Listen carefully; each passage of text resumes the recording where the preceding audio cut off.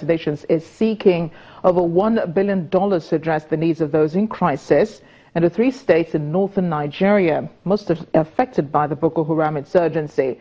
States are Adamawa, Borno and Yobe, with almost 7 million people there in need of humanitarian assistance.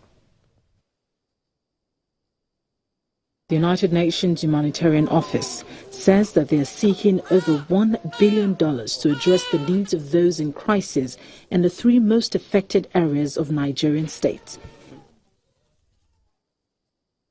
In its 2017 Humanitarian Response Plan report for Nigeria, released earlier this month, the Office of the Coordination of Humanitarian Affairs says it is ready to respond to the humanitarian crisis in the accessible areas of Borno, Adamawa, Yobe, along with 75 partners.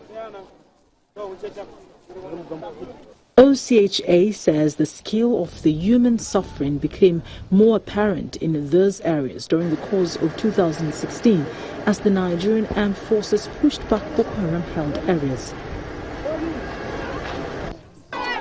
It added that the HRP would address the needs of some 7 million people in dire need of food, shelter, healthcare, education, protection, as well as water and sanitation supplies.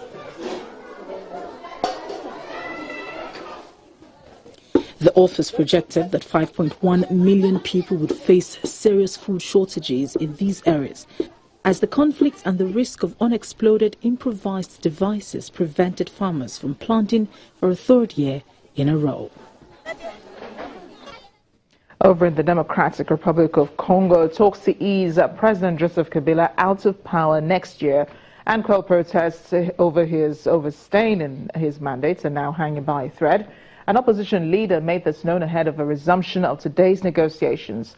The talks between the ruling coalition and opposition parties organized by the Catholic Church are set to resume for a make-or-break day at the headquarters of the Conference of Catholic Bishops in the capital, Kinshasa. Only last week, the sides appeared near a historic deal that could have paved the way for the first peaceful transfer of power through a democratic election since the country gained independence in 1960. But then the talks hit a wall over whether a new prime minister for DRC will come from the main opposition bloc and on the composition of the Electoral Commission. Under the deal, Kabila would agree not to attempt to change the constitution to participate in elections to be held next year.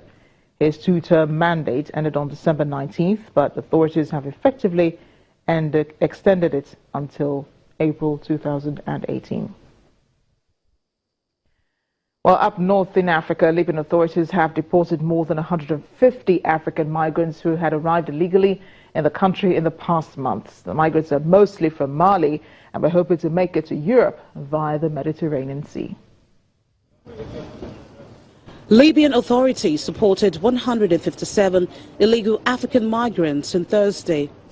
The deportations were organized in cooperation with the International Organization for Migration.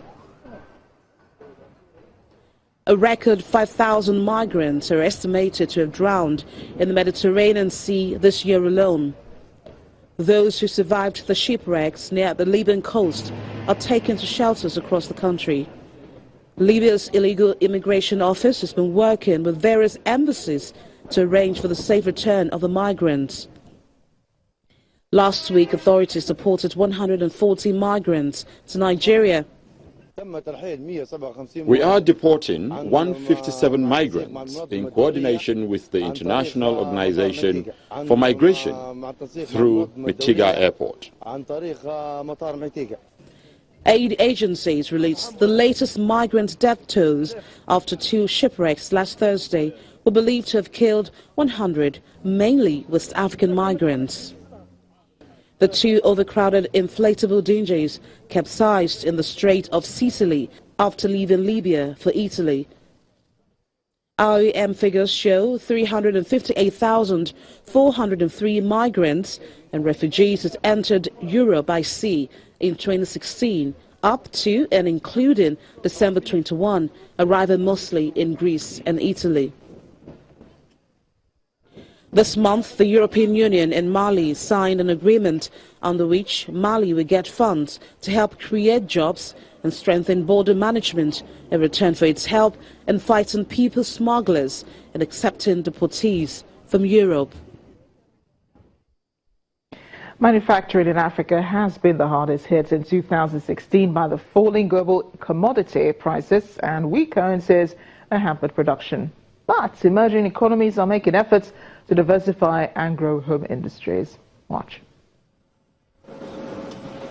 Africa's manufacturing sector is positioned to become globally competitive, but poor infrastructure and over-reliance on commodity exports have constrained growth. After decades of exporting its natural resources and importing processed goods, some African governments are pushing for more homegrown industrial solutions as their currencies struggle and commodity prices drop. The use of expanded polystyrene panels is being promoted as a cheap and environmentally friendly way to help plug a growing housing deficit in Kenya. You're talking about polystyrene, people are seeing this white stuff. At the end of the day, when you look at the house, it is the same as any other building. You'd not be able to see a panel house and distinguish it from a distance.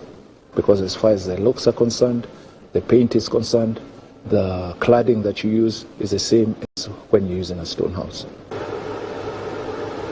In South Africa, the James Sedgwick distillery, which has been making Baines Cape Mountain whiskey for over 30 years, looked to demand for luxury drinks among the country's growing elite to grow its business.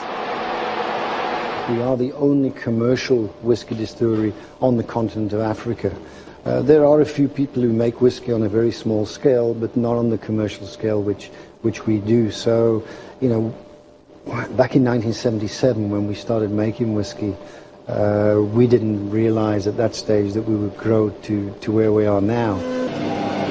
Meanwhile, Nigeria is trying to show that it can export more than oil as global prices of the commodity fall, but currency woes are holding businesses back. Innocent vehicle manufacturing struggled to meet its target because dollar shortages meant it could not afford to buy imported components. Our production capacity last year was 4,000 vehicles for all the models. This year, we plan to get up to 6,000, but unfortunately, because of the issue of foreign exchange, suction of foreign exchange will not move much. Given that Nigeria imports everything from milk to machinery, some were able to tap into the fast-moving consumer goods segment instead.